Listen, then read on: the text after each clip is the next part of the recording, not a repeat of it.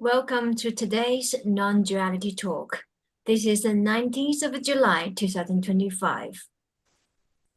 We have been running Love Circle for some time now, and I have been contemplating what to say about it to today's non-duality talk. What do we say about non-dual? And I found it personally challenging to describe this unknown, which we came to aware. We can't say what it is, but it can only describe what it's not. Perhaps, Sunyata, you may have something precious to share with the audience. Uh-oh.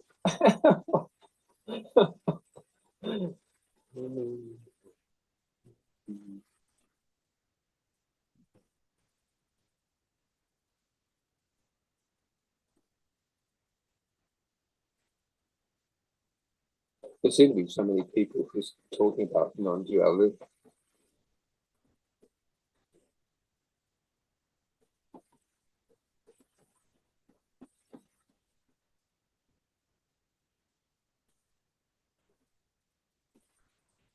Perhaps it isn't about what to say about non-duality. If it is relevant at all, how do we apply the essence of non-duality, helping people to it's not even release the pain, but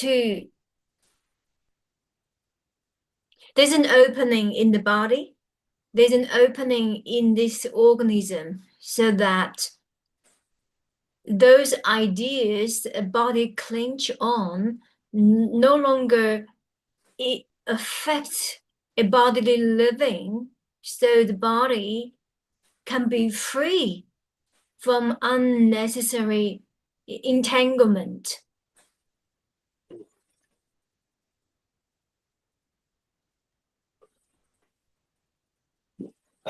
This is what comes from coming to a Zoom talk 10 minutes after being working. It feels like a yacht without a sail. It's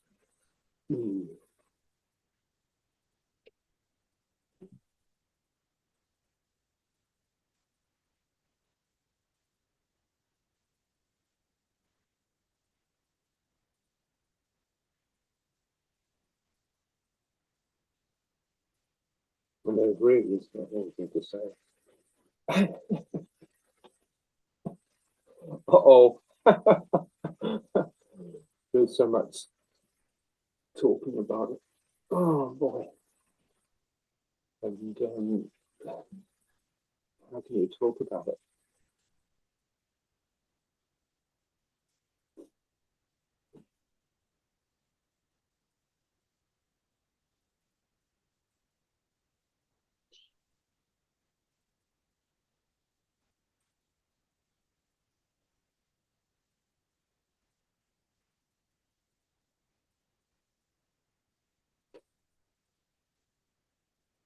The proposition always goes, all there is this.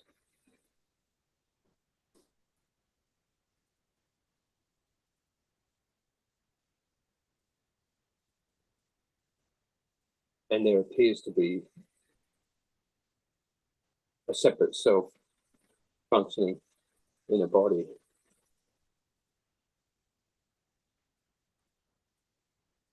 Looking for the right way to go.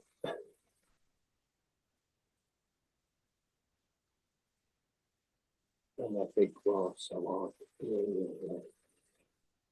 But it can only be that. Yeah.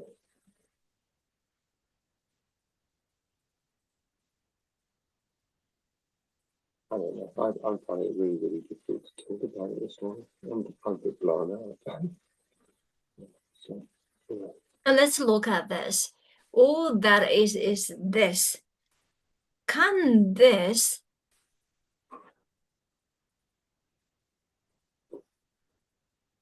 this is indescribable. This indescribable versus the human organism. And if one grasps this thoroughly, can this organism still experience contraction? Well, see, all the words that come out around it seem really, really odd. You know, let's say there's all these supposed do's or don'ts, and everyone's sort of looking at things carefully, you know, whether it's sort of spiritual or the means through life. And the world seems to be organized, you know, humans in their aspirations and, you know, the human idea. There's nothing here that there's no idea which is original to the individual. Everything's borrowed. Every single thing's borrowed. So, you know, you look at this by itself, you know, in that borrowing,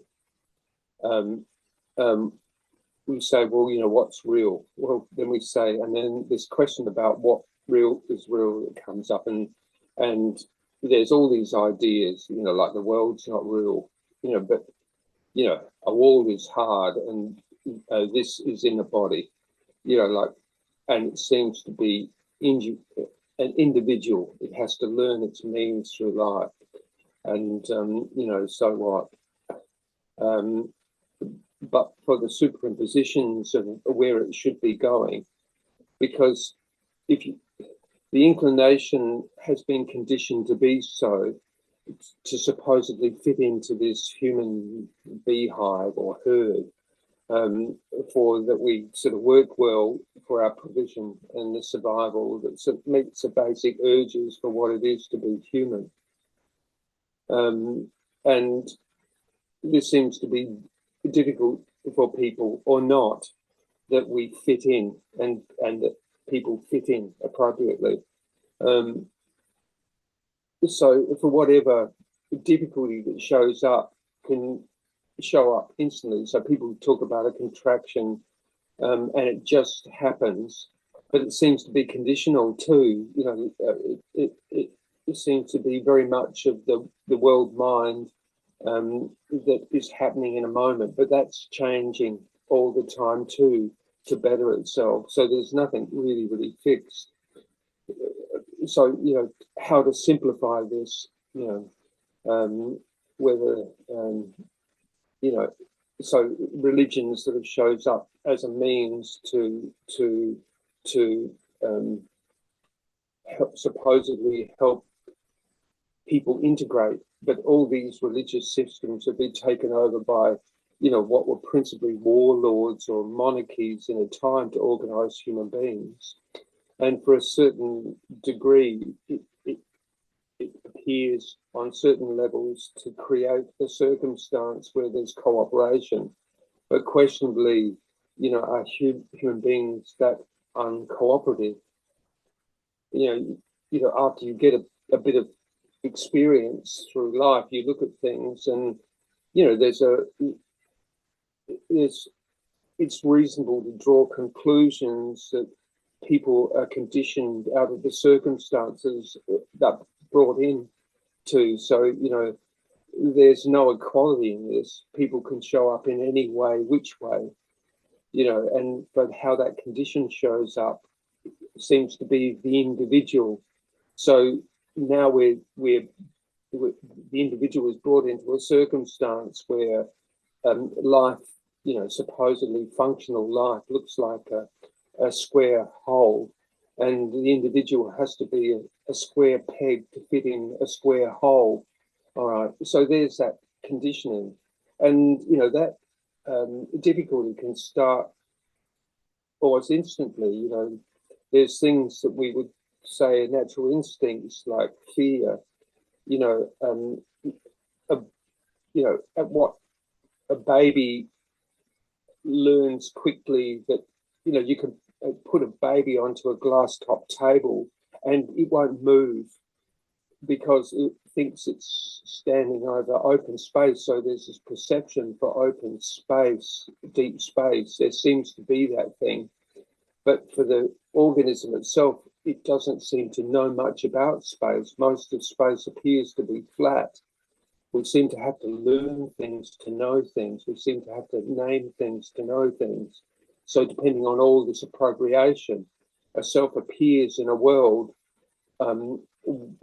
well adjusted or not. So we've lived through religion, we've lived through psychology, we've lived through all these skillful means to come to a position of being well acquainted in the world. And sometimes that works or not. There seems to be forever change. There seems to be supposed freedom in this movement, but there seems to be conditions for a body, conditions for living circumstances, conditions for living in societies and communities and families, in relationships, all these things. We talk about contraction.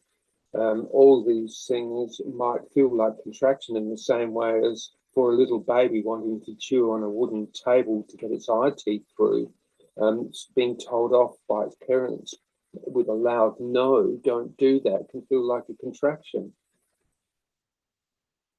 But once we have some individuated sense of a self, then that apparel for what an individual self seems to be solid. But is that really true? There's all this adjustment that goes on in life, constant adjustment to be able to fit in well, whether it's in a day, in a moment, in working with your week and looking for your provisions and all these things. Sometimes are well acquainted where this is easy and other times it's not. It looks to be a drama. And then on top of that, we have this endless amount of information coming everywhere for every single feeling state in the supposed self to make it feel good or not. And out of all of that, we seem to be sort of fairly dumb outside of an habituated way of being for looking at what our object is in life. Whether that's material acquisition or whether that's a spiritual acquisition, and how we measure that to be, whether we measure it in happiness or we measure it in the quantity of gold we have in a corner.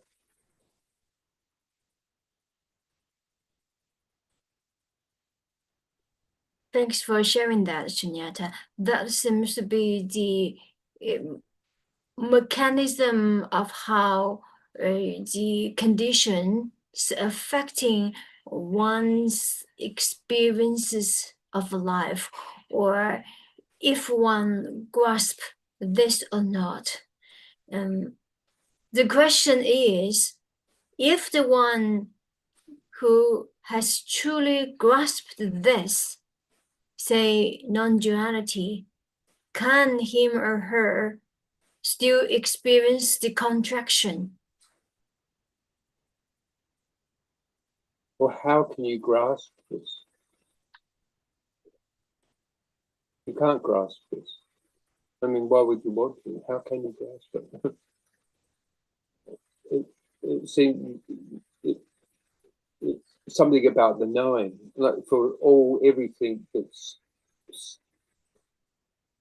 for what we call real and for where we speculate, for what we know to be a square hole and a square cube, for doing dishes, as opposed to belief systems for where we speculate,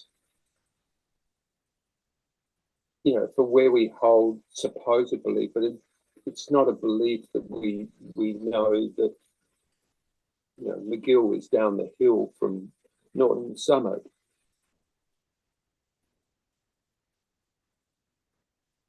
So in your opinion that no one can grasp this, would you say the ascended masters that sent those beings For example, Ramana Maharishi, would you say, has he not grasped this? Well, it's in that word, grasping. How can anyone be separate from this? How can anything? But that doesn't make sense for our ideas about order. You know, you look at the world, and we're exposed to the world and its supposed reality, and there's all types of horrors for any individual self showing up everywhere. But everything here seems to be perfectly fine.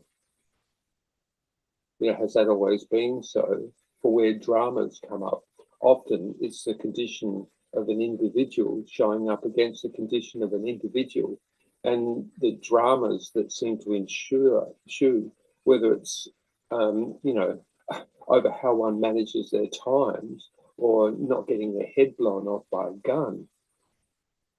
You know, exactly, you know, what is important here, you know, like, and, you know, so some things seem to be dumbfounding, right? Why would people come to this? But, you know, if you look at these things carefully outside of our own circumstances and understandableness in it, you know, for the human condition, we're just looking for a fluid functionality, you know, but chemistry in a body or feeling states in a self can be the difference between being well acquainted to social circumstance or not. And then the other question is, well, why should we? Because all those conditions are superimposed over us. You know, there looks to be excessive greed and social circumstances, which make the world much more difficult for everyone than it is. But it's naive to think also that everyone should be adequately given provision, because something happens for people from watching how these systems work, where people just take advantage of it. You know, and then, you know, you get, you know, it's like the resistance of social systems. We can see that in America, you know, and how the social systems break down. Whereas here, you know, we the institutions, you know, have are less about prisons as they are in the USA, and more about mental management, psychological organization. You know, there was a conversation once, I heard statistics for psychologists in Australia, and, you know, some huge percentage of the people are trained to be psychologists here in Australia. Why? Because we have to all be organized to be part of the hive, or be quiet and be in the status quo of that system. There's no way of really confronting this. There's ideas, and I don't want to get into politics or anything, and I don't want to really get into economics or anything. But all these things seem to matter, you know. And so for us in our personal circumstance, you know, our well-being matters less. I'm okay or not, you know. Meanwhile, you know, there's young people who are out working in the sideways rain. There's people out working in 20 degrees below zero. You know, equalities don't exist. Nothing exists of itself. There's no systems that you can put to it. You can't. So, you know, and that's just for things where perhaps we could be able to speak about it. So, you know, then you say, here I am, it's this, and I'm okay. You know, for those spiritual experience, supposedly, or attaining great wealth. I've met lots of millionaires who privately have said to me, you know, on the side, that they're miserable in their life. They do anything to be me. And I'd say, well, why would you want to be me? I'm a poor man. I don't know what you're seeing here. And I don't mean to point at this, but it's just an interesting equation. It's what, you know, Osho said, is the grass is greener always on the other side.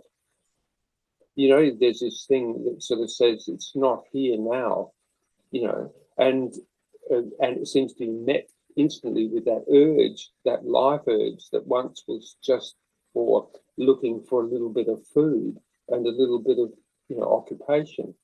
The child doesn't care. It sits idle.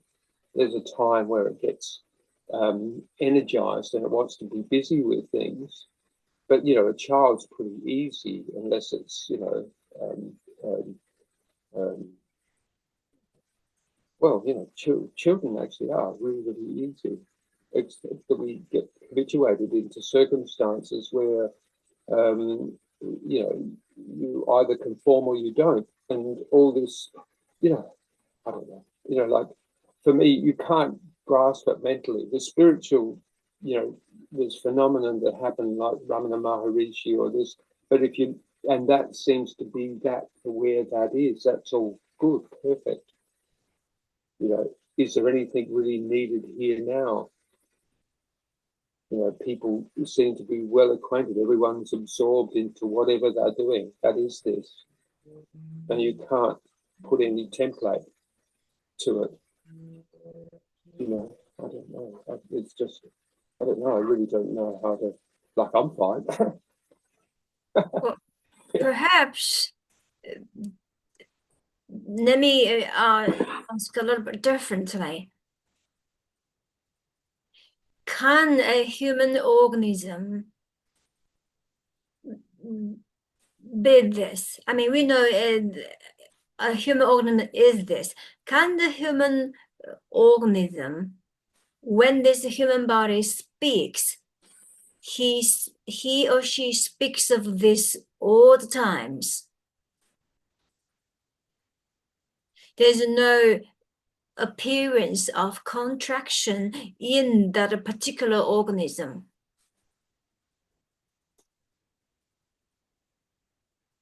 But why would that matter? I mean, you know, like, I guess it matters that if this person is clear or not, if she or he has got this or not. Well, what do you think? What do you mean by clear? And I'm sorry to ask that question. I mean, what? No, there's nothing to be sorry about, because we are speaking this openly in front of the audience and publicly, and people are watching. That's great. But I think it's important that we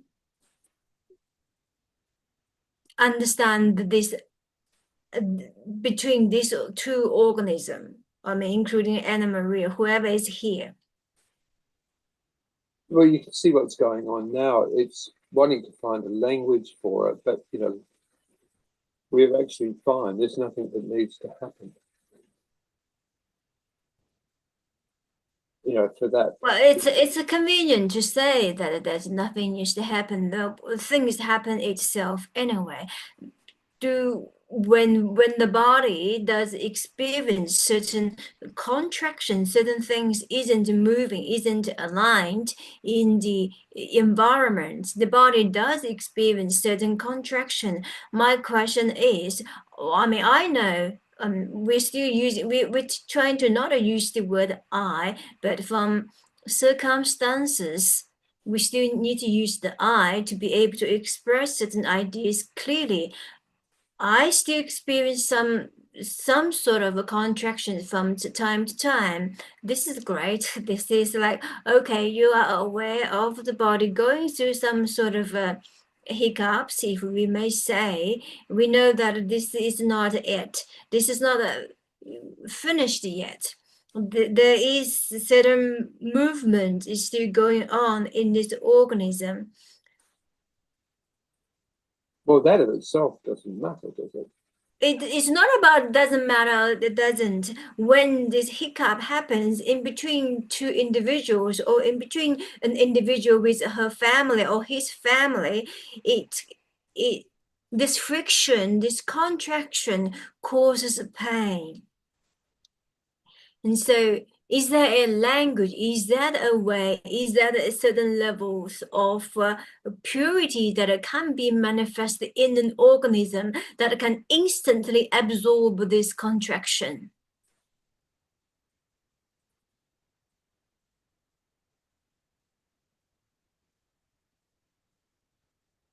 I don't know what we're talking about.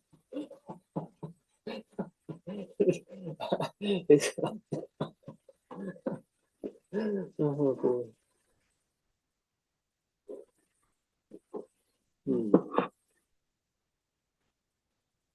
Do you have anything to say, Anna Maria, darling?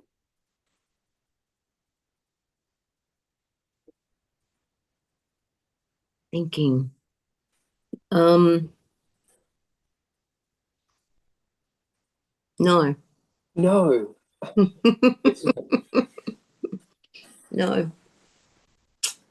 There's nothing to get. It's like, No. there's just really nothing to get. And, you know, sort of say, and look, and for how you know.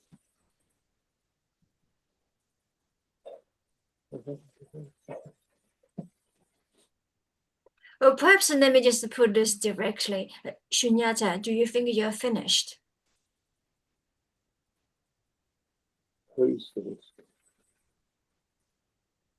Do you think you are finished? There's something in the language that sort of really bothers me. It's like it's sort of like, what are we pointing at? I don't even know what we're pointing at. I really don't. I don't know what.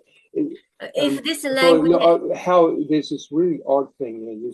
yes, there I is an just odd speak thing about going something on here. here, like you know, it goes this idea of self-consciousness that happens at a certain point where there's this supposed awareness of a ever-present self-standing self. It's consistent, it's always there, but that doesn't exist. It appears to be so because it wakes up and the body looks to be familiar. It looks to be, it has to look in the mirror and see that it's that.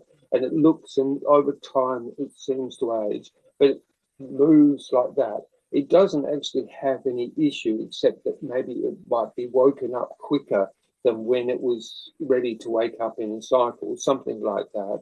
It moves, it seems to cohabitate quite well with others, but seems to be within its own function.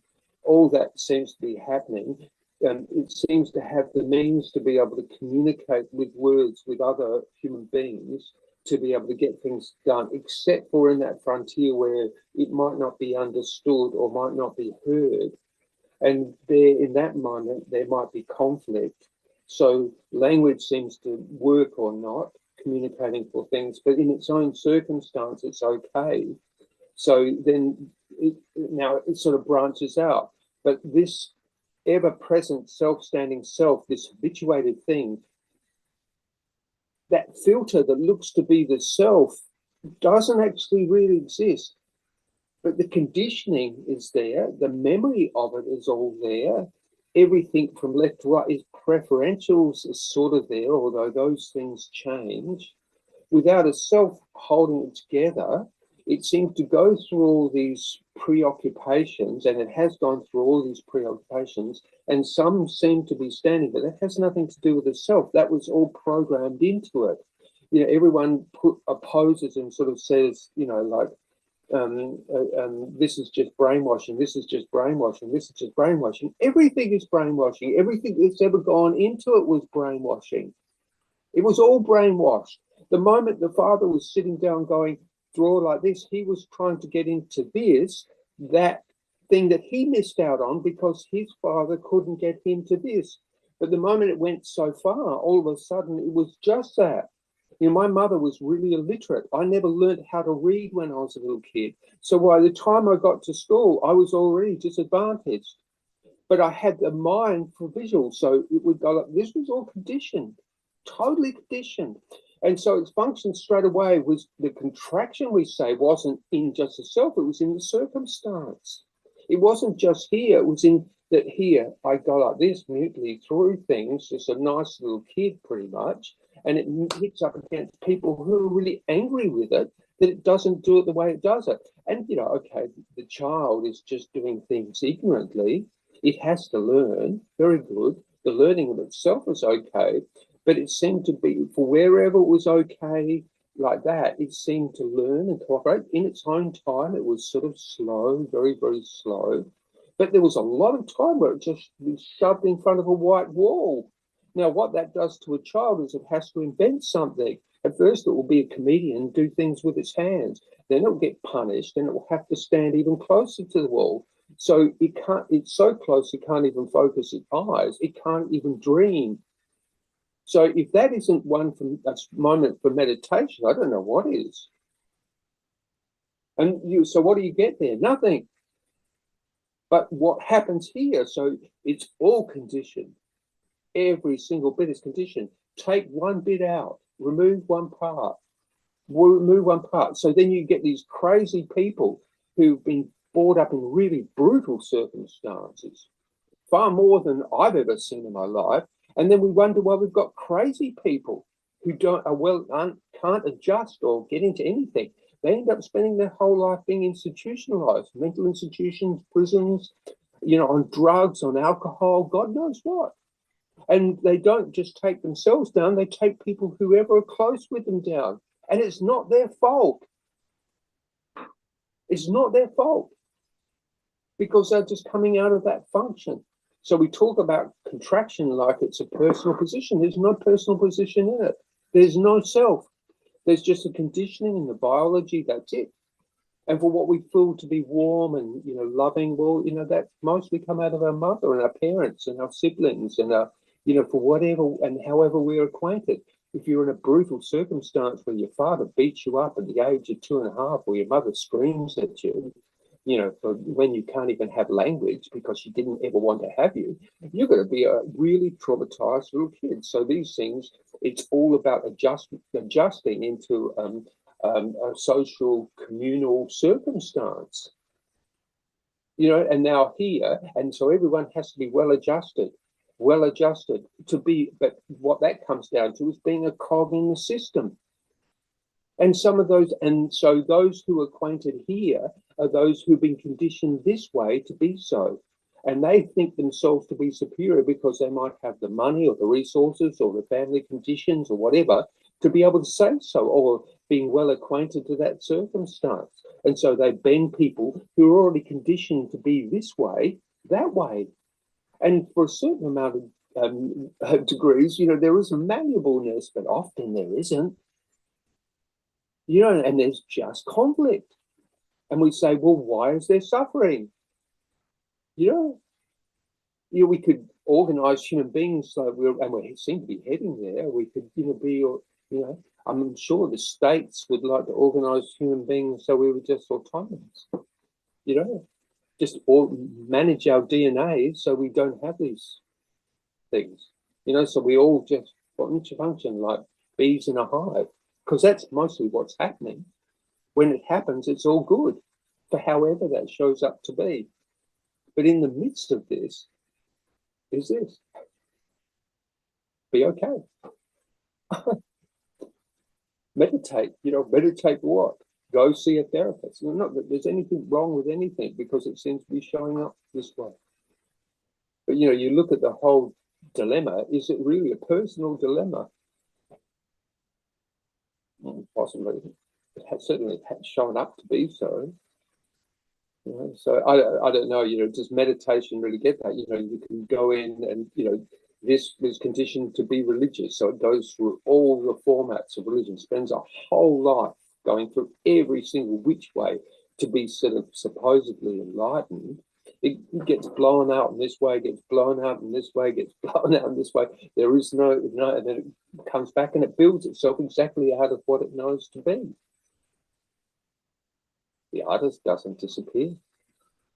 That it's sort of a relatively, likes to be nice with people and help people out, and certain things sort of show up. It was well acquainted in a family life where, it cooperated fairly nicely. It just depends. And, like we're not even really having these conversations, the household, people don't really know. We talk for ourselves, for our basic need, and it sort of just stays down to basics. Like we're always just drop down. So, like, so what? So what? And, perhaps for where a self shows up and it seems to be nailed to the floor, and it seems to come, it self-sabotages.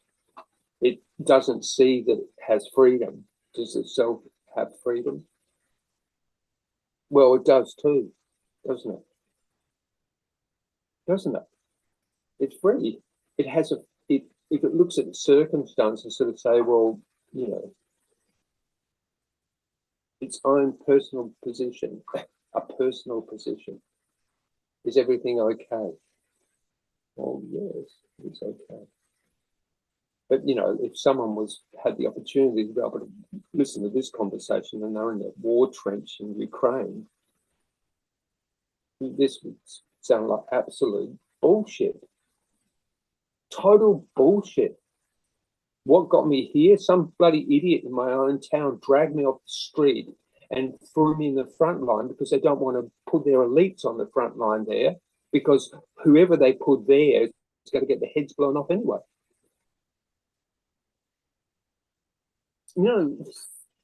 But anyway, we're not to talk about that because everyone supposedly in disappearing their self doesn't care about anything but its fucking self. And who can be blamed? All this needs to do is sit and paint a few lines and cooperate to keep a household nice and, just do. It's really privileged. Really privileged. And, okay, along the way, it could sort of talk about its dramas and its breakdowns. For mostly everything that it always had an opportunity. There was a drama here. It was in its conditioning. It couldn't modify itself out of its conditioning. And it took the spiritual means. It would blow itself out completely. And then it'd be useless. Even more useless than before. It had no function. You come out of, samadhi, 4 months, the privilege of gone, bang, gone. And so what? The moment you make any choice to be part of anything, it looks at function. It has to be a function. It's not a no function. It's in its cooperation. So, like people in trauma, it's a difficult thing, Come and say hello. Is it really a trauma? I don't know, it's not for me to say. I just know that, after coming back out of India, there seems to be a hell of a lot of people who seem to be in trauma. And I look around myself and I think, you've got to be joking. We're so bloody privileged. I meet people in India and they'd have the old supermarket wheels are round and they don't roll very well and they always go the wrong way, but they sort of supposedly, so you can push a heavy trolley around on a polished floor. They'd have those things on a wooden board with no legs, pulling them across a road which had potholes and rocks and everything. And these people would be big smile, no teeth, nothing, rotten, stinking, filthy, smiling. Nothing, just that little bit, sleep on the side of the road. And here, everyone sort of says, yeah, and this has been going on for years and years and years. Yeah. And not to say that what? What is really the problem? What is really the problem? Is there a problem? Is there a problem? There's not enough entertainment on Netflix. What am I going to do? I've done everything in life. Now what? I've indulged myself in every way and it never worked. Oh no. Oh. It's so absurd. I mean, what's that? Isn't that true? And you go, and we've been looking at this for years and years and years and years. So what? And people get really belligerent. They sort of say, well, you're not understanding me. I've got problems. And I say, yeah, okay, what do you want? How can I help you?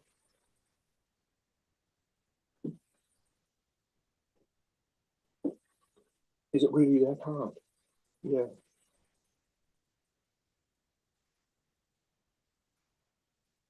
Is it? So non-duality, and this ever-present self-standing, it's not here, but the conditions all here. And it's interesting when you see that this self isn't really real, the conditioning somehow softens. But nothing necessarily changes. You said that the conditions are here. So that organism that is speaking, that still carries this condition? Mm-hmm. There's no carrying. You look at how thought shows up. How honestly, look at how your memory. Do you have any control over that? Honestly, think about it really carefully. Look at it really carefully, and not to make a victim of us. We're not victims. There's an adjustment that sort of can go like this, like here. You know, it knows how to sort of acquaint itself. It knows how to put, you know, the dimplex between its legs when it's cold. You know, it's not altogether stupid. The conditioning is there. You blow the conditioning out, right? And in this experience, it will still function. So is this body, is that organism that is speaking to the audience completely free from these conditions? Which condition? Duality condition. What's a dual? What now? What do we mean by duality? You mean a self filter between that? Dual means a body lives in the darkness. Well, the thing is there really, environment. no. Is there really a self? The body lives in. No, here. answer my question. Answer my question. Is there really a self? Yes. Where?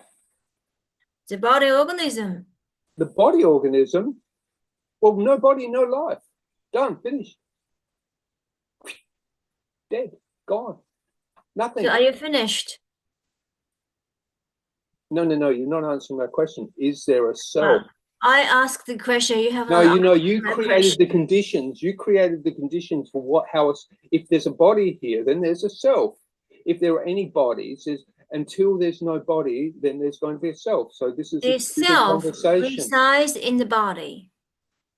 Okay, now we're getting to no. So is it real? Honestly, I'm asking you a question. Is that self real? The self is real if you Like realize what? it. How is it real?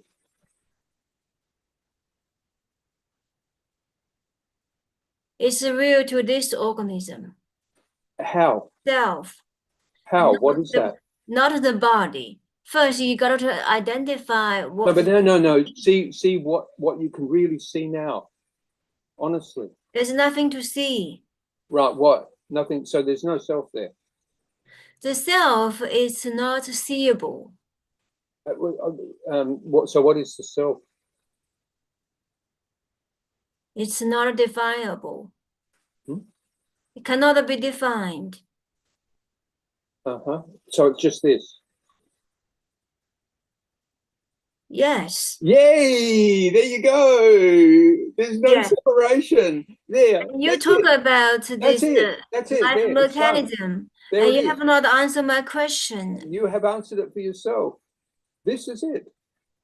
I answered my question, but you have not answered that. So how is it? How's there a self between this? If you are this. I'm asking you. No. Stay have with you me. realized Stay with me, this? Ekomananda. Stay with me. Just stay with me. Look at that. Look at it really, really carefully. I'm not making an object of you. Just this in ideas, because this is where people get stuck. There's only this. But we put a separation of self that divides us in the world. It looks to be so because the organism looks to be so. But what we do is we condemn the organism as the self. And the self, with all its conditioning, is its function. Nice or not, well acquainted or not. It's all this. It's showing up as this. So where is the self? That's what I'm saying. There isn't a self. All these problems we say is just the mind talking over something we've been conditioned to be. And if you look at those things, they're not real. Those things are not real. Not your own personal conditioning. That might work or not work. If it doesn't work, you go left, you go right. If it doesn't work, you go right, you go left, up, down. For that conditioning, it's not hard because the self knows that condition. For what we call that self, it knows that condition. And you look at that really, really carefully. And what shows up as thought isn't a problem, because thought isn't this problem. Except that we hold and grasp. Don't touch me, don't do this. I don't want to hear you. I don't want to do that. I don't want to. People put up their own separation as the self because they believe they're in control of this. They don't cooperate. They don't even listen. It's so simple. Because what's the harm in listening? So you want me to do that? Really? Let me just have a little think about that. Yeah, okay, that's not hard. We just do that. Or not now. Can we do that now? It's how hard is it? Anything. How is it? The difficulty is in communicating, and for that we communicate out of that holding that goes, okay, not that. It wants control. But control's all right too. It doesn't matter. Whatever shows up. Conflict, whatever, doesn't matter. Whatever. And however it shows up in the supposed self. It doesn't matter. Because it will work or not. And that thing that calls itself a self knows that or doesn't, and will disappear. It doesn't matter.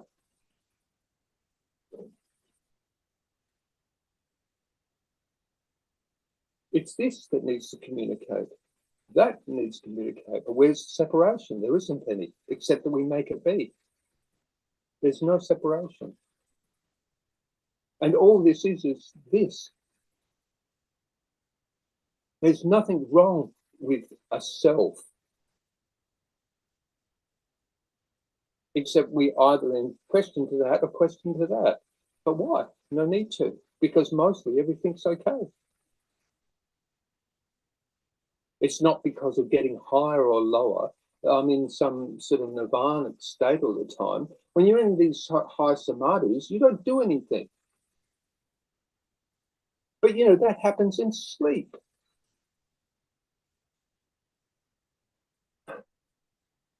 That's why we can be well acquainted in this world, because somehow, you have supposedly good sleep and you wake up, and if you come, had enough of it, takes a little bit of time if you don't, and then it's there. Okay, sort of happy, and it goes, oh, what should I do? Oh, there's nothing to do. Oh, I can do that then. Oh, time to go to work. Okay, let's go. Get this done. Clean it up. Yeah, I'll be home at 4 o'clock, love. Catch you soon. Got a busy day on today. I won't be back till 10 o'clock. Or, there might be more privilege in that. We can sit and paint pictures. Or organize things, because we love organizing things. Or for however the self shows up to be, because it seems whatever's close to it seems to be close to it. There's the opportunity for everything right there at arm's reach almost. It seems to be that way. And, like if you get yourself in the most dismal circumstances, there's all of a sudden it's been robbed, it's got nothing at all. It can sit and go, okay, here's my opportunity to go into samadhi.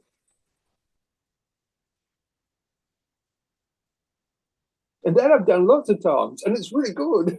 And things happen. And all of a sudden, you might go without food for a few days. I'm not suggesting people should do that. But, people talk about spiritual things, but people don't really challenge it. You get stuck on a mountain with a broken leg. There's no one there. Okay, this is it. Goodbye. See what happens. And it might be something horrible. I'm not suggesting anyone should do that. You can't deliberately do these things. It's because it's just happening. But if all of a sudden if it really was like that, there's nowhere to go, there's nothing to do, then stop. Do nothing. But don't sit for, okay, there's people who go to monasteries and sit and do zazen for, all their life, every morning, every day. And they arrest every single energy through the whole life through, from the time and beyond their adolescence to the end of being old men. And what can they say about the circumstance? Well, they've got a situation of a temple, and all they had to do was sweep the floor and this basic sort of order to things, and they're okay in their nature to just be that. And doing that for the whole thing was nothing at all.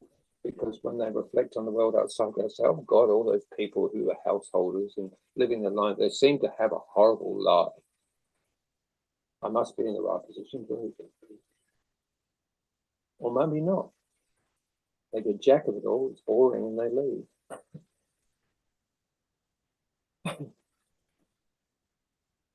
It's all just happening. And it is just happening. And even that shows up as a self keeps on happening.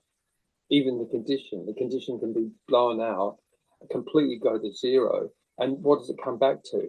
It's walking down the road. It knows not to run into walls.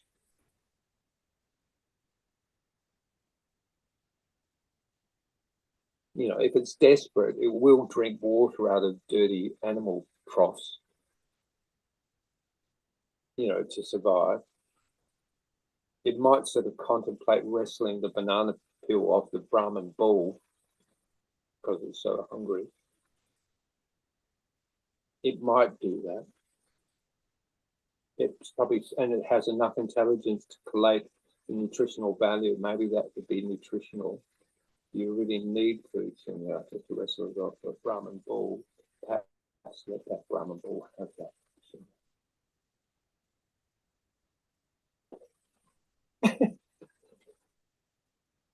Things just happen. And there seems to be a natural intelligence all the way through from the beginning out. It can see it even when it was a little child. It didn't need to be educated. It seemed to be educated to be able to fit into a mechanism which looked like an economy that appeared to belong to a wage and an enterprise and, oh, what appears to be greedy people. That even shows up. And idiots posing as politicians. But and it seemed to live in a democracy, but there was no democracy at all.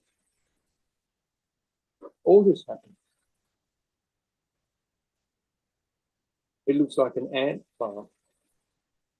But one shouldn't be cynical because it also works really nicely. It creates beautiful things.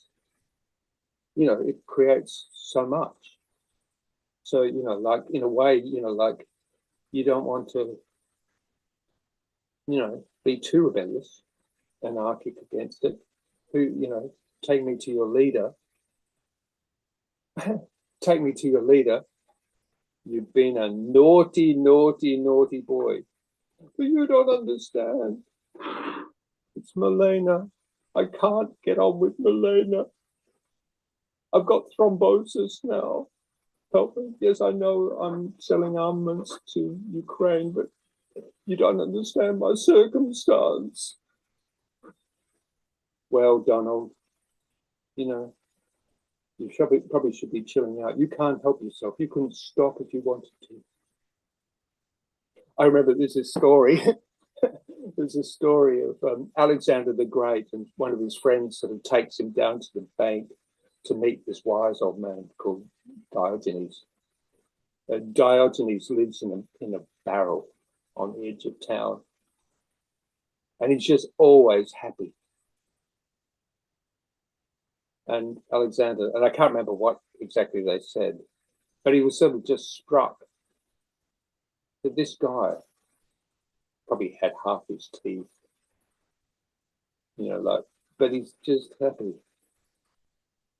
But of course, Alexander's been conditioned to be a great warrior, a vandal. Little does he know what's going to happen, but he's going to make it happen. He's going to salt all those fields on his way through so no one can have them. He's going to burn the capital down in Mesopotamia because his whore girlfriend said so when she was drunk. He's not going to be a Diogenes. But interestingly enough, Diogenes and Alexander the Great both go down in history.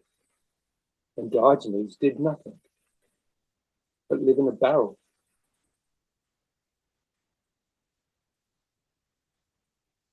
So it all doesn't matter. apparently. You know, like, look at it all. It's so, you know, and a self-standing, I can sit quiet and not say a word. Well, good. Do that.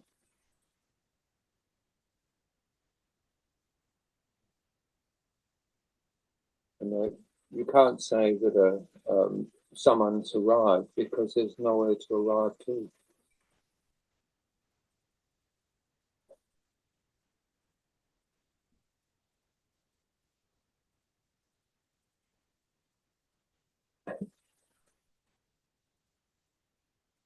It's just this.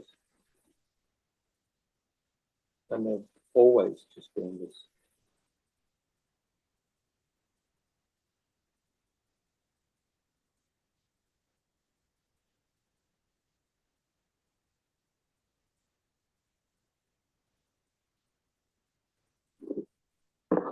So, are you finished?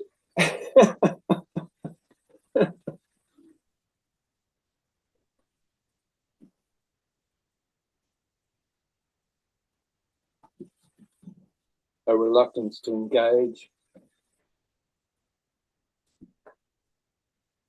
idea that it shouldn't be in words, wordiness, or certain behaviors. If you behave this way, whoa, you're not enlightened. You're not right. Oh, please don't do that to anyone. We talk about compassion and love.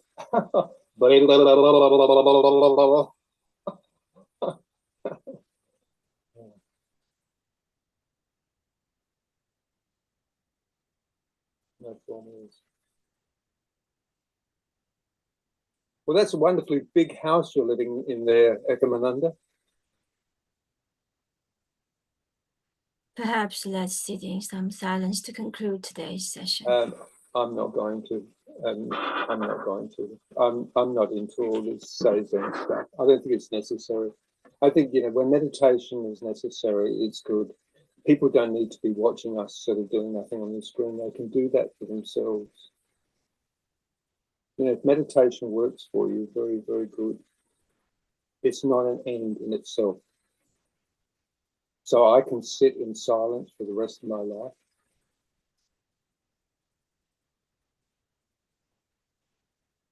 It's like a dare. It's like another form of control. I dare you to do this. I bet you can't do that. So silly. What's meditation for if the quietude isn't here? The quietude's here all the time. That you call peace or nothing is the background to all of this. It always has been.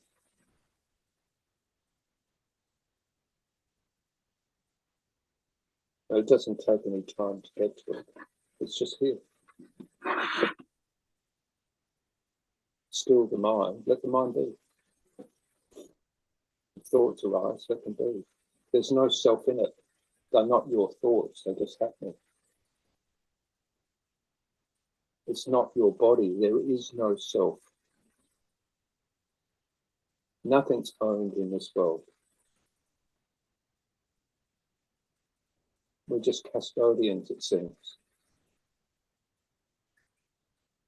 Perhaps doing things nicely.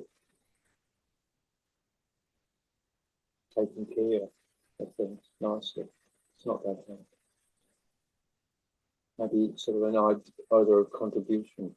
You know, keep a nice kitchen. Make some food. It's not that hard.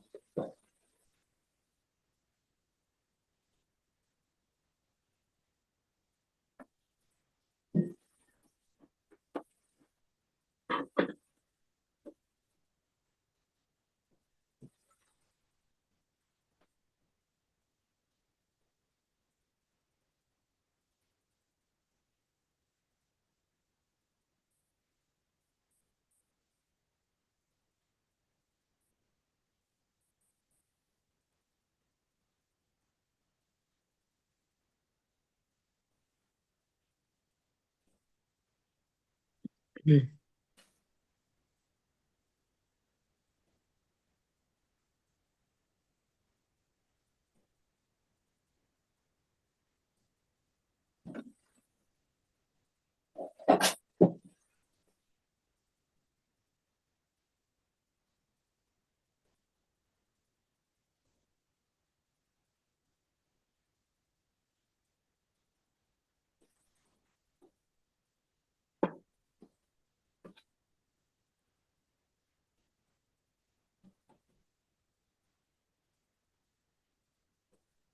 How's your painting going, Anne Marie?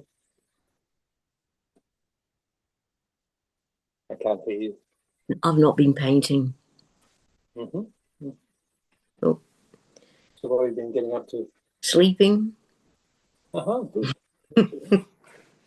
Lucky you. My feet are so much better. Oh, good. But yeah, just no, I've been very quiet. Just yeah, it's good just to let it be as it is, or whatever shows up. Yeah. And you know, meditation can sometimes apparently be filled with thought, and and sometimes just sitting with that, and just really sitting with that, like just looking at it, it's just thought arising. Yep, they come, they go. They come, they go. The thoughts. They just come and go, you know, and you know, some feel a little bit stickier than others. There you go, and there seems to be a claiming out of the conditioning. It is all domestication, isn't it? Yeah, well, I don't even know if it's domestication. I think it's broader than that. I think, you know, like it's like water that fills every space for there's times where perhaps, you know, the child or the human, they go into all these areas because there's love in it, or avoiding conflict at least. You know, it avoids conflict, so it goes into places usually a little bit stickier than what it would be, especially when it gets to its peers and teenage life.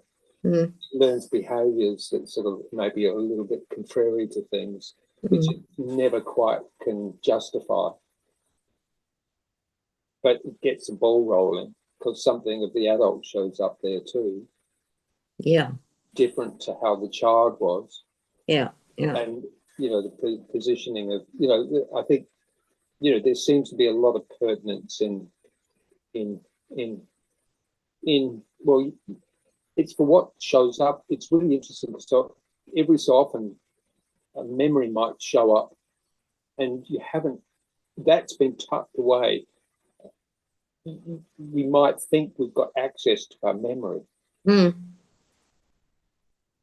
mean, to our past, should I say, to our past. But then all of a sudden something shows up and you're like, God, I've not thought of that ever in the whole adult life. I saw something come up yesterday and it just showed up like that. And it seemed to have some semblance.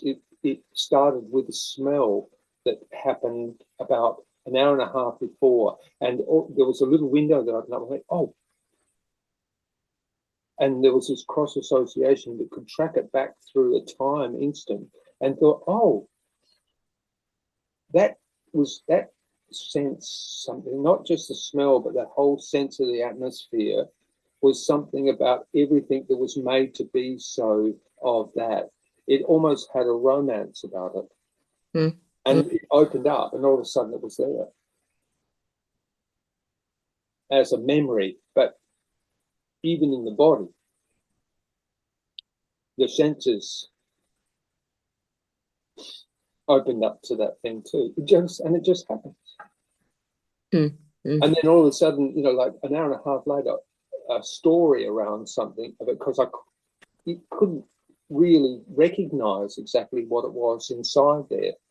It said, oh, position it somewhere, maybe late teens, early 20s or something, but it couldn't actually get anything particular about it. It couldn't, and then all of a sudden something came out like that. It went, oh, and then another thing, a little bit. It goes, oh, that, just that smell.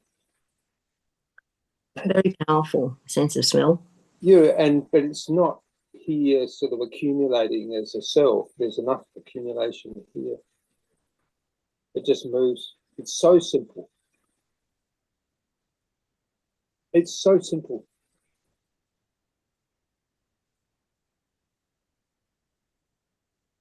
This, I mean, you know, this, you know, and in fact, however anything shows up to be done, it's simple. Just, you know, okay.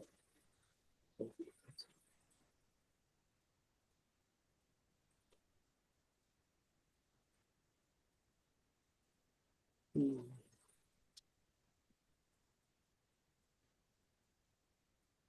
So, unfairly, you sort of say, "Are you finished?" What is being addressed?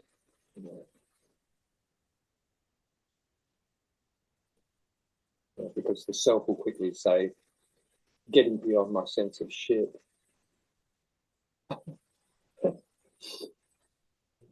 Rearrange the letters. Mm. SHITTISH. Oh, this. Mm.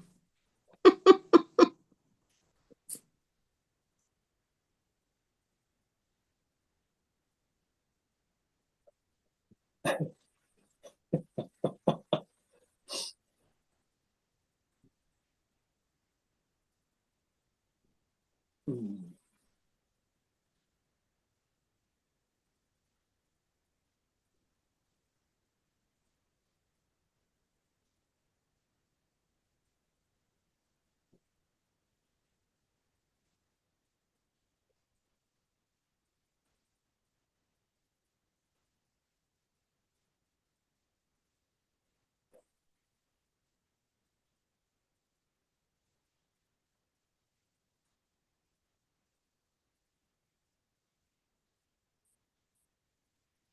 It's totally true.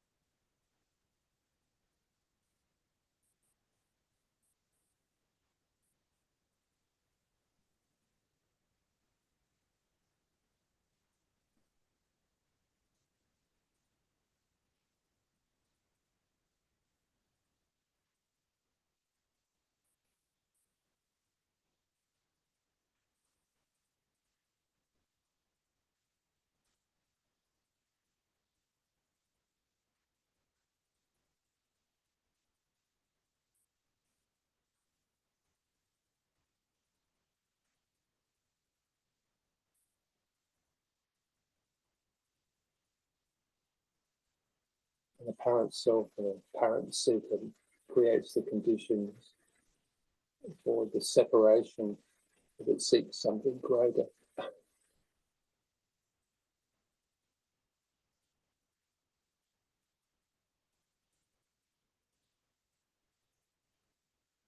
The nature of the apparent self is to create a circumstance of judgment so that it can do something, but it doesn't do anything. There isn't a doer.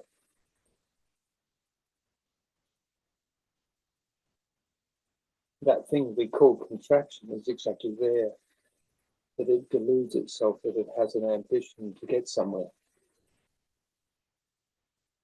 There's nowhere to get to.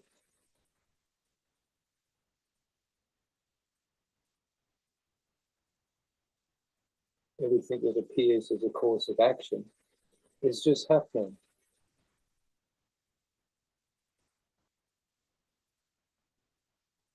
And there seems to be a choice in moving or not.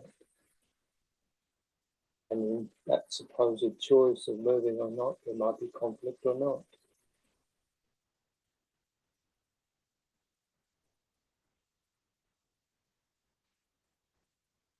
In the end, there is no choice. There is no free will. It's just happening. And something of the apparent condition has set up the being to be able find everything that it really, really needs anyway.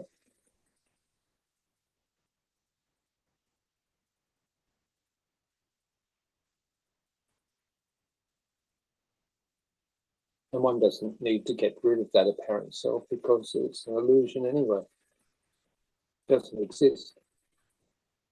That thing that stands between this showing up and the how the conditioned being is has its opportunity in the scope of where it sees itself to be. Too. There's nothing wrong with that, just as it is. It's free in that.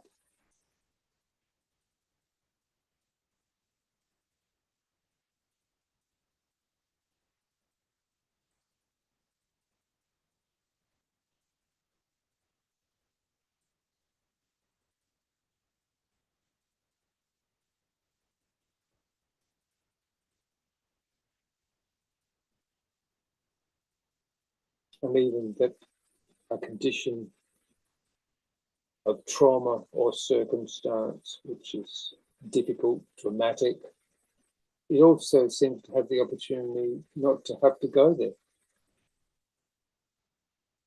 There seems to be a knowing too.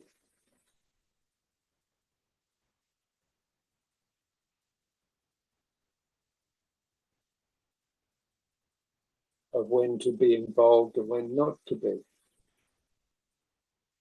Of how it seems to trip over its own feet.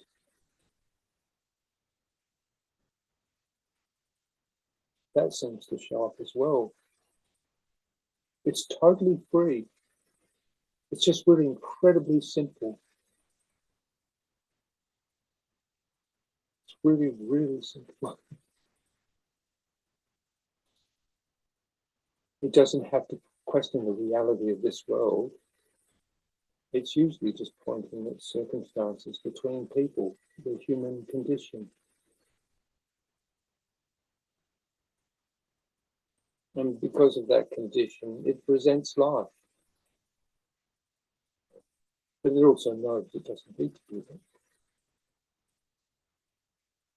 that. It also seems to have a way through that. It seems to have a way out of that.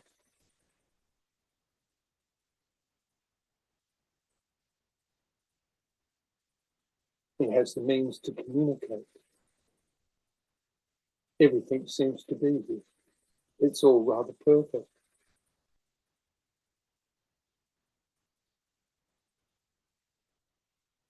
But it's not for an accumulation of a self. It's not for holding the right formulas or creating the right systems. That might happen. But it's very, very simple.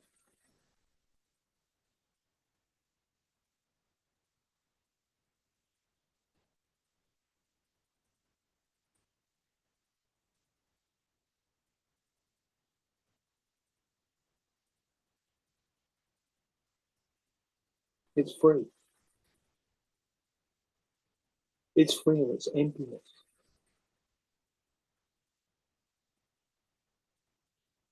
Everything emerges out of that.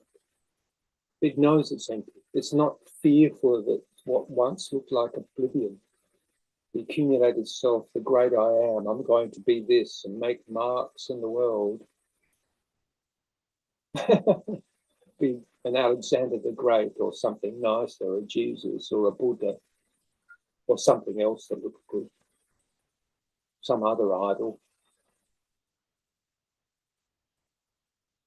You see? Something other than itself. Self-conscious. Self-consciously looking back supposedly on its condition and thinking inadequacy, inadequacy, inadequacy, because it might be just in a domestic circumstance. Does a lot of dishes, cleans floors, like, oh, it's a master, sits in a cave, or never uses a vacuum cleaner.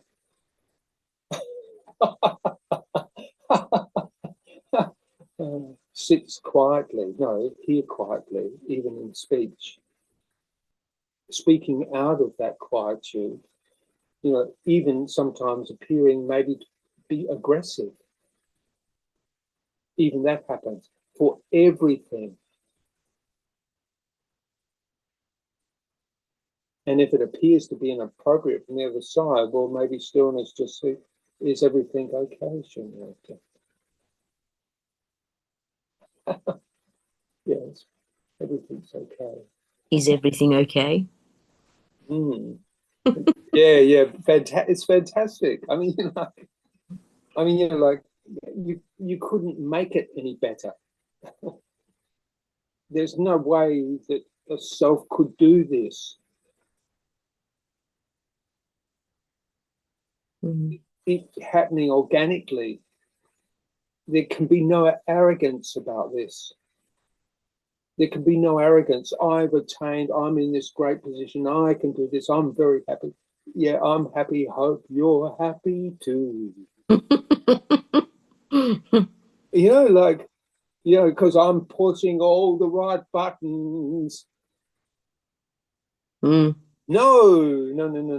Not because it doesn't sometimes feel pain. It feels pain sometimes, and woken up out of a sleep goes, oh, it goes to, oh, it's on 12, it's time. Oh, no, I'm not feeling very good. It's 3 o'clock.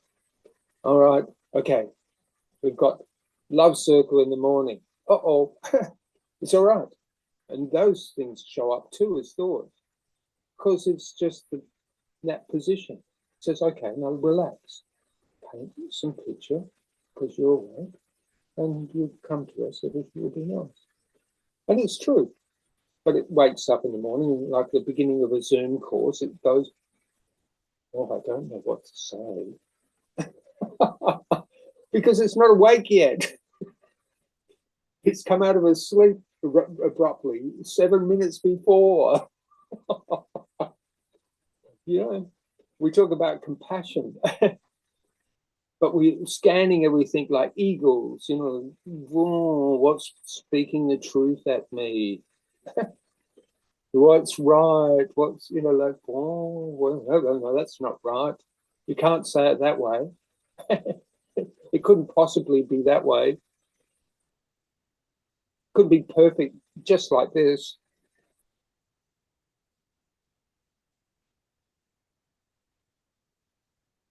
Yeah. Why not? You know, like, isn't this perfect? And, you know, like, and it's not got a big sort of stamp on it, like, you know, now I'm in, you know, Anna Marie's down there in deep sadhana at the moment, it seems to be happening. No, it just happens in its own way, in the middle of an annoying party, and you just want to have some sleep. It's just happening. And you can't call it, it's not getting anywhere, because that's this. And, you know, those things that are irritating or whatever arise. There's nothing wrong with it. There can be inconvenience. And there can be irritation. It passes. Why not? But that, yeah, and we can be philosophical about it after the fact, but in the midst of it, it's fine to be irritated. It's fine to put head plate. Yeah. Yeah. There's not, because nothing's that dramatic. Yeah, exactly. Nothing's that big. It's not, but because life is simple. It's all just simple. It's just only this, and everything, you know, and then it's just happiness again, or okayness, or you guys kept me up all night. No. Whatever, it doesn't matter. Yeah.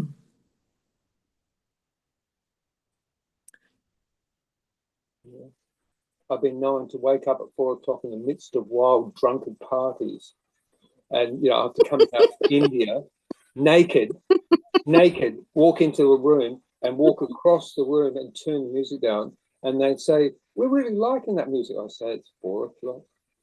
I'm sleeping, please, can you please just let me, and they're looking me up and down because I'm totally naked.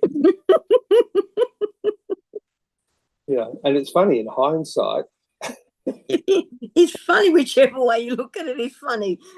And then so then and it does quieten down with a bit of raucousness, and at 7 o'clock you wake up to a demolished house. Yeah. And you go, okay, that's that. That's okay. I'm glad that I dodged the drinking. Yeah. You know, I don't need the drinking. I don't need the stupidity. It's really, really simple. But I can be in the middle of it. So, you know, and then people say, I am awake. I am awakened.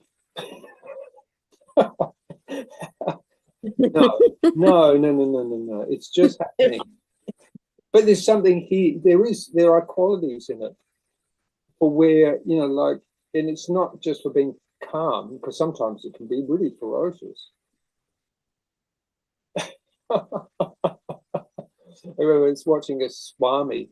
Yeah, he'd been 17 years in silence. 17 years in silence, and he's put into a circumstance where there was all of a sudden this neighbor, the chickens had multiplied to such a huge number that there was like 7 cockerels. And of course, you know what cockerels are. Not only do they squawk, they compete at dawn. They fight over all the hens. Yeah. So they make this ruckus. And this Swami just got jack of it. After 17 years of silence, comes walking out screaming at the old lady, will you effing control your chickens? Wow. Red-faced, flame. Whoa! And the little old lady with all the chickens just looked at him really quietly. Yeah. In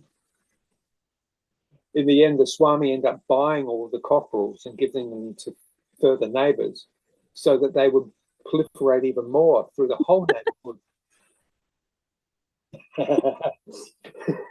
It's a solution. You know, like, so, you know, like all these equations, everyone looks at them, everyone's completely bedazzled by things like, I'm going to attain, I'm going to arrive. You're already there. That's poetic. This is it. This is it. You're already there. It's in the simplicity of that. It's not in any attainment. It's not in anything that's added on. And people say, well, how can you say that, Sunyata? Because I've blown myself out 1,000,000 times and it just re-equips itself exactly the same way it is. I don't buy it. I've seen all these enlightened beings and they have all this stuff. You know, I don't buy it. I don't have an example of Jesus or a Buddha. It's just a story. I can't work it out from that. I have to be here in this organic circumstance. It's just organic. It's not in the words. In the beginning was the word. Oh, yeah. Sure. No. In the beginning, there was no word. All right? And that carried on all the way through. Words just happen. But they seem to be really good for articulating something. They somehow can sort of point out that it's just not, this is not what we make it mean. It's just actually fine. What we make it mean is just our conditioning. And that's fine too, because there's something in that for what shows up to be the self. It's not a self. It's just conditioned in a body. It's just organic. Yeah, with an apparatus of mind. And if it doesn't work, it just doesn't happen. And if it does work, it just happens. Because it loves it. It loves it. And that's this. It just loves it. You go, oh, draw a red line really still down like that. It's so simple. You know, or, you know, you wash the dishes nicely or not. Yeah, it's so simple. Yeah. So simple. So beautiful. You know, like, and it is beautiful. Yeah, now that this wakes up. This is going to be a really interesting video. I never watch these videos, by the way. I can't do it. Because it just looks like gobbledygook. Because by the time you warm up to it, this is really talking about it here now. The beginning is like, oh God, what are we doing? Can we chop all that beginning off? Ekomananda's disappeared. She just wants to do Say Zen forever. Yeah, that's understandable. I couldn't imagine to know what English would sound like to a person who's habituated in a Chinese language. It must be, but maybe for English-speaking people, it might have some value. Maybe to people who don't speak English, it might have some value. So I've woken up now. Are you awake? He's awake now. Yeah. Are you enlightened? Roll it out the window.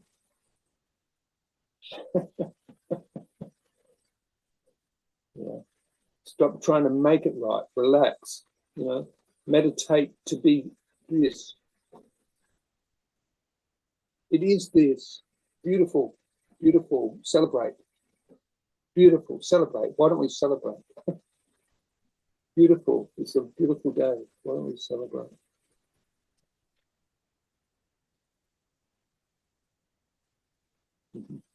If you want to. Relax. All good. One thing I'd like to say, though, if you look very, very carefully before that ever-present self-standing, all there is this and a condition. But you can only get an iota of that, what looks like a condition. But it seems to all work nicely. And that once you would call a self or an I, it's just this.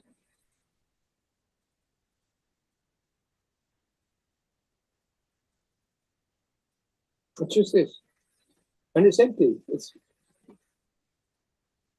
It starts from emptiness and moves into a day.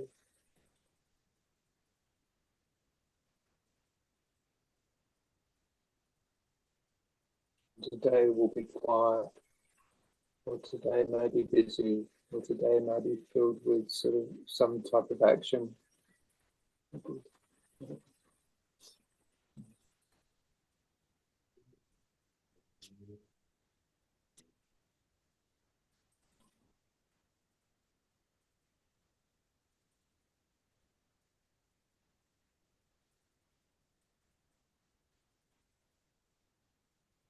Is that enough?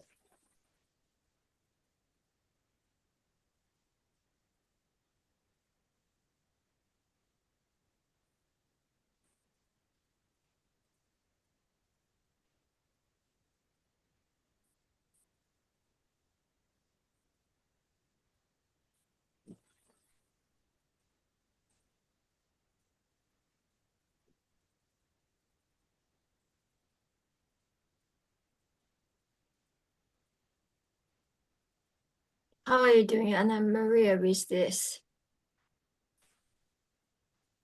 I'm good. I'm good.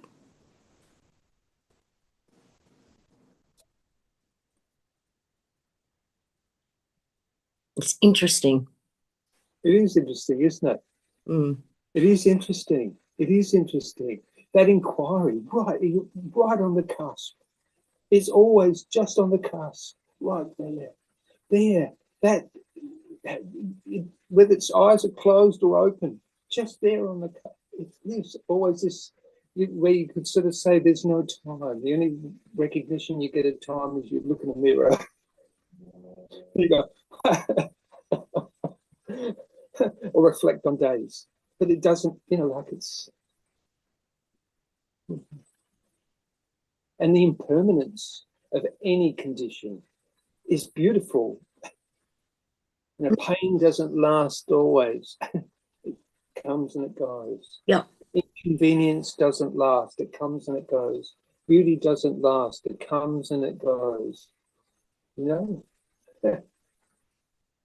Happiness doesn't last. It comes and it goes. There doesn't seem to be much sadness. There's no mood standing. There's not enough time for a mood. There's no mood. It's, you know, there can be tiredness, you know, for where, you know, like you can see that in the beginning of this video, where it's, that might appear as a mood, but it's not. It's not, it might communicate like it's in a mood. It's just out of rhythm a little bit.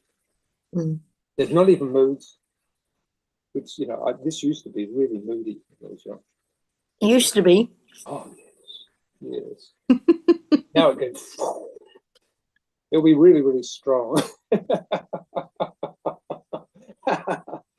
Oh, dear me. I mean, you know, where you get those eclipses, you know, how people go into something, you know, there can be conflict and things where all of a sudden the chemistry, for where, if if emotion kicks in, there's a chemistry about it. Mm. And the chemistry, you know, say in conflict is not pleasant. And often it's poisonous, really. And you have to sleep it off. Most people. Yeah. I have to sleep. Or do a bit of breath work or something. Mm.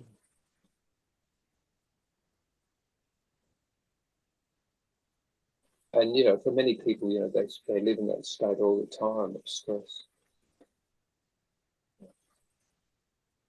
And there's so many different equations of how a conditioned self appears. Yeah. Because you appear like an I, another, a you, you're you, and I'm a you to you. But there's no I. There isn't any I. It's just convention. And you can see that, you know, thought ever only shows up as an assemblage. You know, like you look towards something and you know how to do a fundamental movement if it's required. If it arises, you know, blow your nose.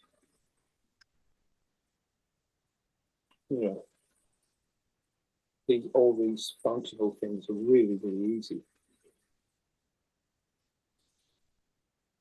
And then, you know, beyond all that, if your work a day isn't filled with all this activity, then there's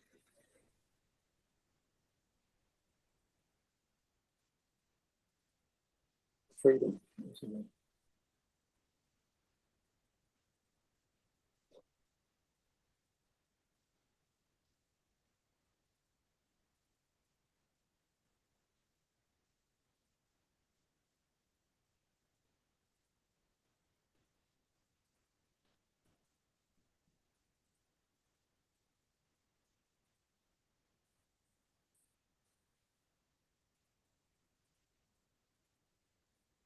So there's nothing to attain because the self is illusory. And there's nothing to rearrange unless it shows up to be so.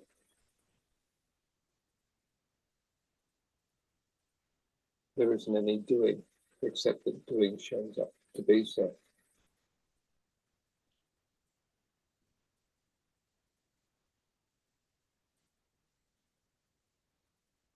It's really simple.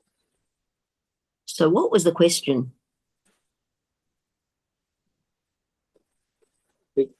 Ekomananda said, "Are you finished?"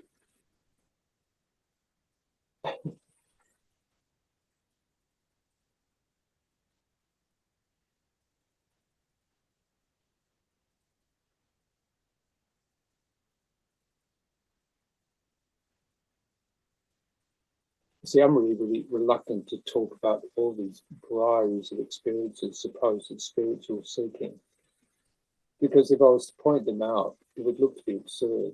But the argument is that when you, for all these supposed attainments, then what? And then you have to do all these things to come to this, but you're already this. It's there. And then it's sort of like, well, you know, the argument is, and it's usually where there's investments in a spiritual stock, well, that person can't be there because that shows up for them. or this is just more, like domestic hen picking. That's just ego. Oh, bloody oath. It's horrid. Like you're not there, that's not there, that's not there. Yeah. You can do that in this because we're looking for a language for it. Because you can't speak for this. You can't. You can't say what it is. And that's the beauty of it. You can't know it. It just goes like, and then so what? And then the conditioning shows up for a body that needs to be well situated in the world. It's kept clean, it has to stay healthy, it has to feed. But that just comes out of really basic urges. When it's hungry, it will eat. When it sleeps, it sleeps. Or finds a spot when it will eventually sleep. It's so simple, And for those other things which look to be its condition, also there's an opportunity for that. It seems to be part of it. Very, very good, or not even. It's free to be as it is in this. Or not. And that seems to be something around what we would call a self. But that's just like the puppet. That's been made to be so. So the idea is you get rid of all of that and you sit there for months and months or years and years and get rid of the conditioning. It knows how to get up and get a banana, make a cup of tea. It knows not to urinate or shit in the same spot where it sits. Probably wise not to do that. It knows how to clean its body when it's situated with other people, otherwise it stinks. It might not care sometimes. Yeah. Months and months of sitting. Nothing. There's nothing there. How much do you need to see it? There's nothing there. But that's not to negate things. It's just to look at it. It's like there's no filter for it. Just look. It's not to question the total reality of existence. Of course, this just shows up for this organism as appearance and senses. So what? And for the requirement of this organic being, it doesn't need to eat all the time to just have an experience or do anything all the time. But if this has energy, it can put it to things. And it seems to be conditioned to be so. So one might have gratitude for that too, that it was, and it did get those opportunities.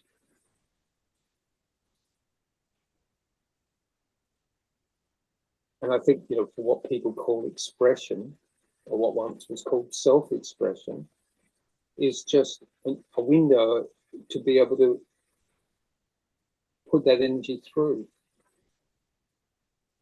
Something that sort of seems to be just slightly different to what it is just to do the dishes and sweep the floor and do those mundane things, water the garden, whatever. Those more fundamental things that we all do. There seems to be this extraness too here.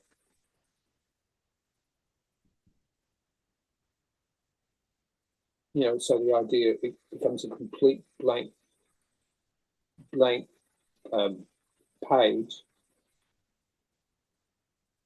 and remains to be so, is a sign of enlightenment.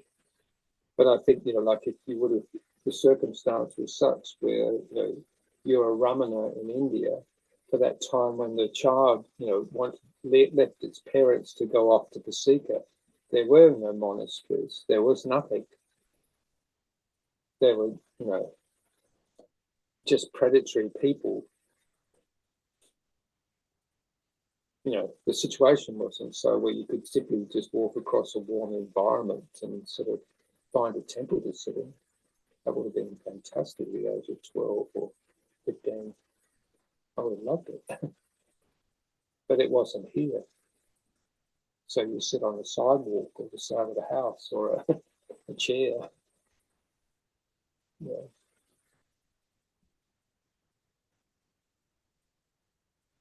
Yeah, and if you have these blowout experiences where it's all light, the parents will hover over you and sort of say, "What's happening?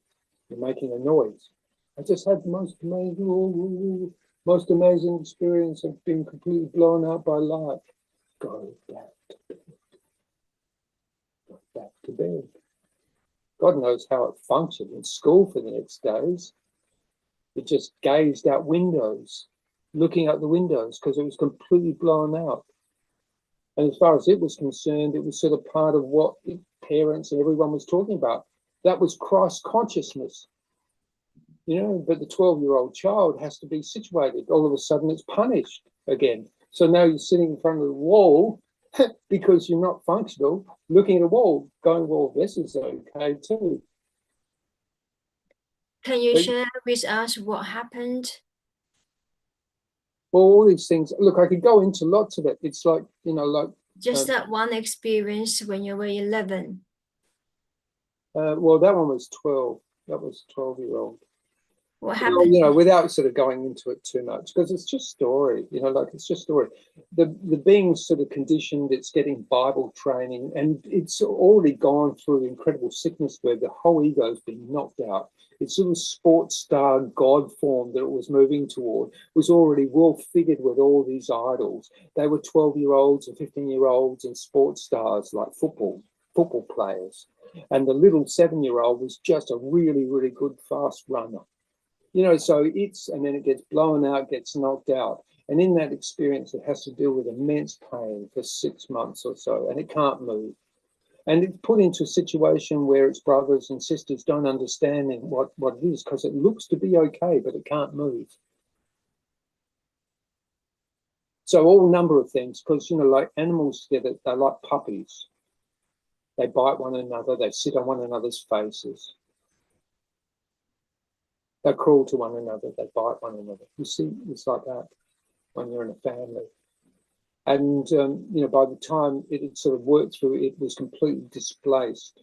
So by that time, now it's positioned to being, it's just artistic and it's more sensitive, but it doesn't really comprehend. So all this conditioning sort of sets you up. It sets you up. And for how this appeared, was, the other vestige was my mother had become a born-again Christian when I was about 7. So I was looking at this shift in the mother for a disposition where she was really trying to behave herself and, not be Fausty. Because she liked sort of hitting us with sticks and belts and, branches and rocks and anything. And we thought it was funny because, usually we thought, it deserved it, because we were mischievous. But, having fun like little boys would be little boys. But now there's this sort of shift in the ego, so everyone's beginning to, some people are talking to it differently and seeing that it has some validation, and all the other can't read, it writes poorly, it doesn't do anything, it goes into dreams all the time. So they positioned it to start doing Bible studies because the mother wanted it to become a minister. So then I'm getting bombed with all these ideas, but looking into it from the comparison of how it saw it to be.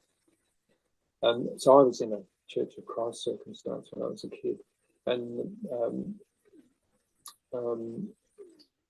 so like a Baptist. So I was leading up to my baptism, which I chose because I could sort of see that there was something in it, because I'd already had these light experiences when I was sick, where it was completely, the ego self and the driver was completely flattened, and all you could do was just bliss out because everything else was too painful. And so something in that, I don't really know. I don't think there's a means to it. But after the baptism that night, it was like a completely reset, the whole self. It was like, here, now everything's available. So something in the condition of the little boy had been liberated from every sort of idea of a have to. And I went to bed and I was laying, and I don't know how it happened, but all of a sudden there was just enveloping light everywhere, but so extended that there was an energy to it. So by the time the energy, I was in a double bunk and I was thrown out of my bunk, but not because of external phenomenon, something about how the body organism was reacting in this idea of just being light. And I ended up down on the floor in all my bed clothes.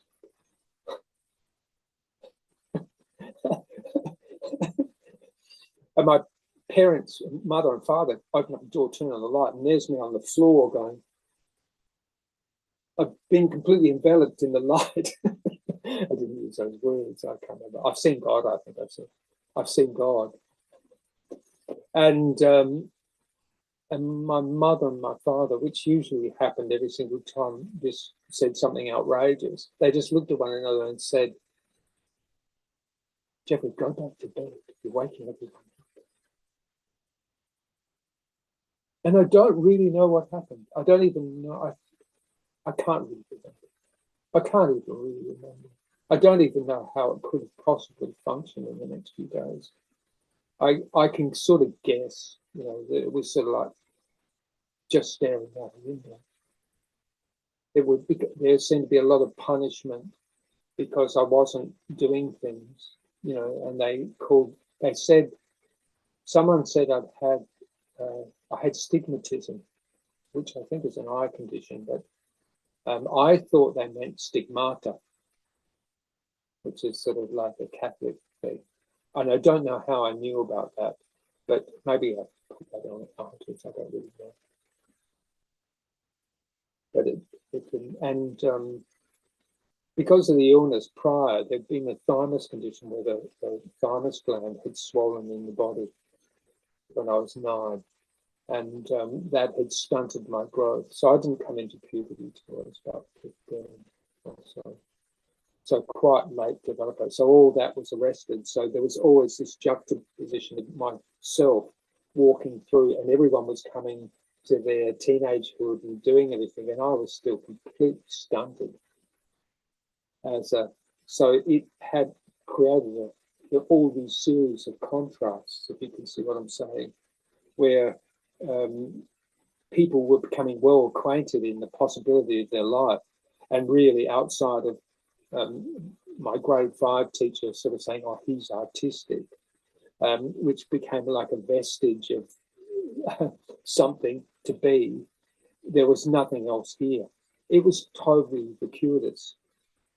And then, of course, you know, like peer pressure and everything that goes on, you somewhat acquaint with teenagers and sort of doing that, and you know, all that sort of happened, and teenage life sort of happened through. And but there was always this question, and then it sort of became acquainted, and it never felt very comfortable in it. It was always sort of like, you know, not with it, you know, like, and everything that seemed to happen in that teenage life got it worse and worse and worse until it became homeless when I was about 17. And I was living in a vehicle, and slowly that worked that out, and things sort of happened, and life sort of happened. There's, you know, millions of stories that go on. But there was always a curiosity for why that wasn't a sustaining thing. So once that thing comes in, you go, well, why? Because slowly it became nothing, and then all of a sudden you're just in the mundaneness of this dull, stupid adolescent life, which has, you know, like its fun aspects. There's music, there's art, there's friends, there's, you know, socializing. I wasn't much into girls really. You know, like all this type of thing, slowly sort of acquainted itself with where it is in its cultural time. But that went on. And then by the time I got to 24, the whole spiritual thing came back up again. Not that it wasn't there. I was always reading and looking at all this stuff. There was sort of this doggedliness that sort of said, you have to get back to the light. And I'm not going to talk about the methods of this, but I went into it and ended up having a number of experiences, and the same thing happened again. But this time, it completely knocked out all the architecture again. But the architecture, I mean the conditioning. And I wouldn't recommend it. It's like, because you look, you get these sort of gaps where it looks like you're epileptic. Look, I've had to go through going to doctors and specialists to find out whether I was epileptic, because it would white out. It would just white out and go, and then there'd be an episode of no time at all. But there was a functioning, and I am damned to know. And I also knew, because I was early institutionalized, mental institution, and it was a total scam. And I know it was not good. I really consciously had to avoid that, because I'm going through all these experiences, and the only way this culture assimilates these conditions is to either institutionalize it into mental institutions, which means drugging you. And I've already been there at the age of 17, 18, and had to get out of that. So, and so there's a suspicion toward all therapies.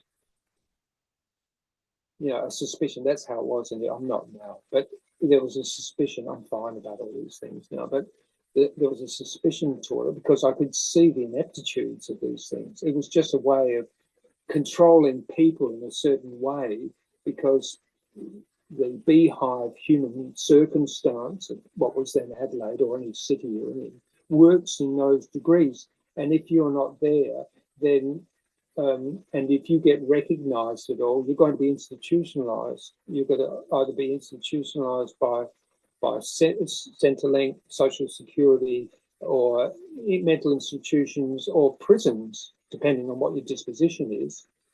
And that's the way we organize any type of otherness. So, this conversation. But meanwhile, you think you're looking at wholeness, but you have that conversation with someone. They're not even listening. They've just got, they're a psychiatrist or something, but they're just wanting to get home and see their wife do the backyard because it needs to be mowed. They're big, bull. So it doesn't really matter. And so I have a reluctance with the spiritual, and I've gone through I know it didn't stop. I did it all the way through. India was all of this stuff, wants to get to the bottom of things. So it becomes that unconscious state becomes the functional state. But you've got to sort of see what this is. There still is a need for function. And there's nothing wrong with the condition, except that maybe the condition doesn't work. But if the condition doesn't work, it just doesn't work.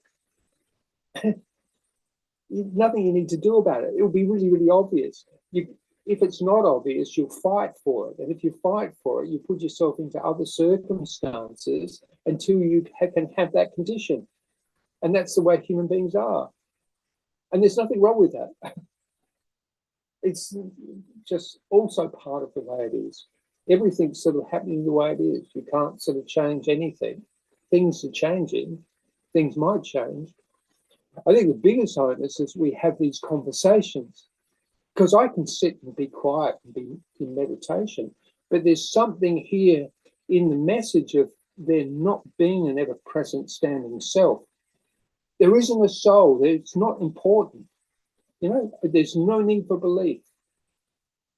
It's just exactly, but people are terrified by this, because people are terrified of the emptiness that shows up there. It looks like oblivion and death. Unless there's a constant doing in the action. And there's nothing wrong in the constant doing of the action. But the moment people just relax for an iota of a moment, another doing comes up. There's this constant desire to do. So all meditation is that moment of sitting. In any moment, sitting. In all moments, all the time, there. that awareness. What is that awareness? It's nothing. It's nothing. It's not a doorway to something else bigger. It's just nothing. But people don't want to take that. It's like, oh, no. All those investments we've made for our spiritual greatness. I was going to be a great I am. No. You are that. But it's not, but just get rid of the I am bit. It's all perfect. But people, it's all cultural. It's all acculturated. It's all sort of making stamps and being something big. Being something more. It's greed. It's the same greed that the people chasing their tail for constant more money than they need for a basic body. They get fat and they do all these excesses, grow warts and get this and ruin themselves for the sake of that mechanism, which is just merely a condition. It's just a condition. And the solution of it all, God knows, maybe there should be medical intervention, maybe there should be therapy, maybe there should be this, maybe there should be that, maybe they should have meditation, maybe we should organize the DNA, but we don't want to organize the DNA because if we organize the DNA, the state will get control of it and all will be as bees in a hive. Because the self clutches everything that it is. And there's nothing wrong with that because you can't clutch it anyway. There is no self in it. You just got to look at it. You can come to quietude. Can you do it in the middle of full thrust? There's all these special means. No one wants to have this conversation. You just really look at it. And then look carefully.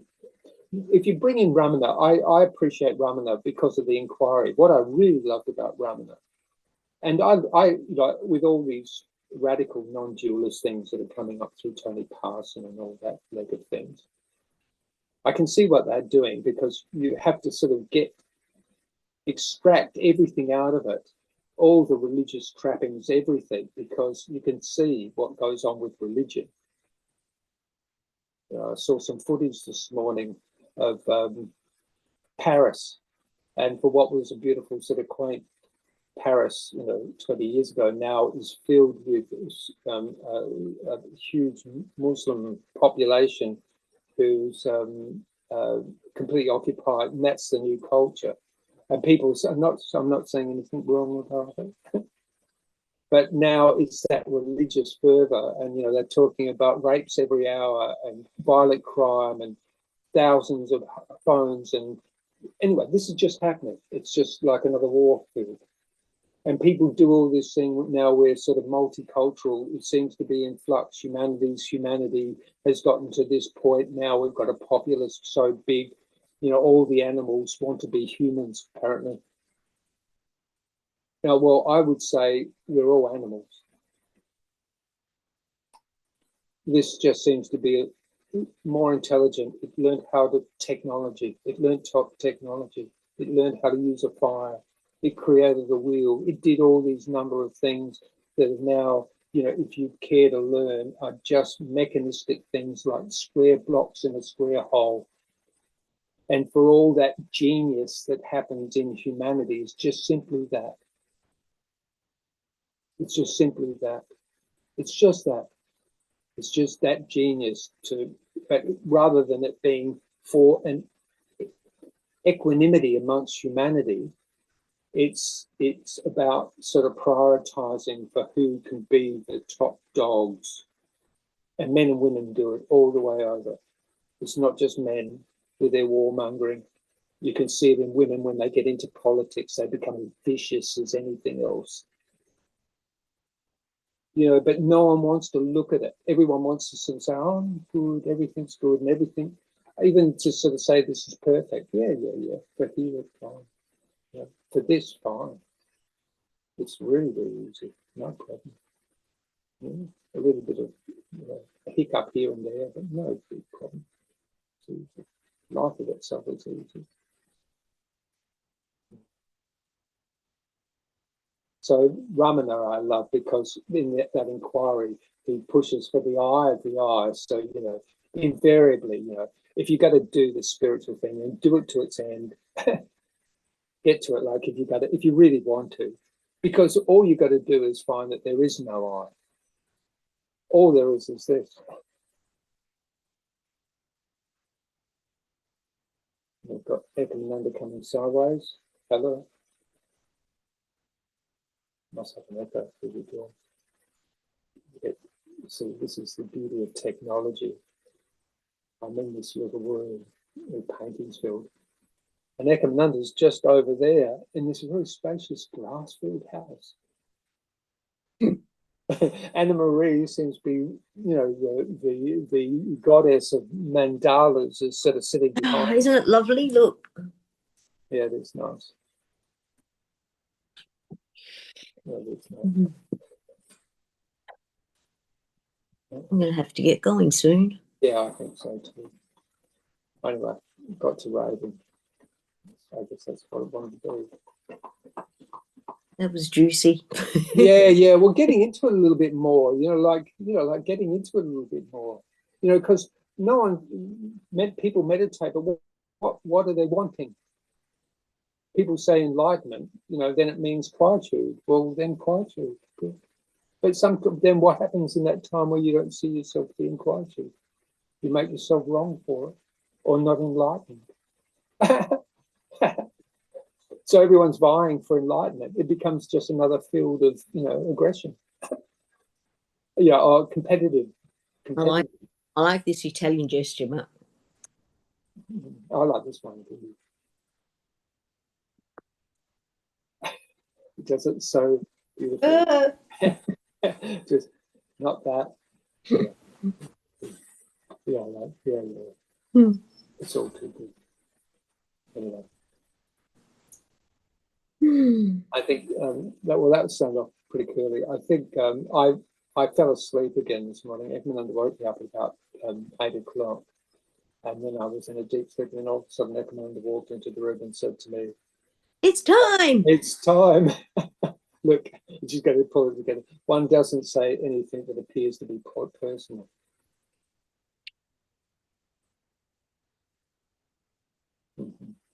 Next time I'll have half an hour before. It would be nice to be able to edit some of these videos, I think, because there's a lot of crap that goes out with these videos too.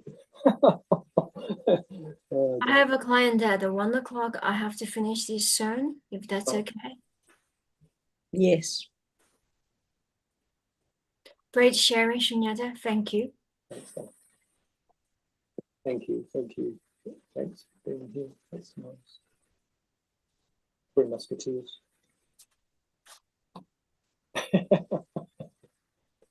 Because it means oneness here, oneness, everything coming together. The great mudra here. That's all it means. It means the same everywhere across the world. Everywhere Jesus adopted this one would say from India, coming together, a show of hands, I come in peace. Shanti, I come in peace. Yeah. There's just love and peace here. That's really the essence of this. Love, peace, and freedom.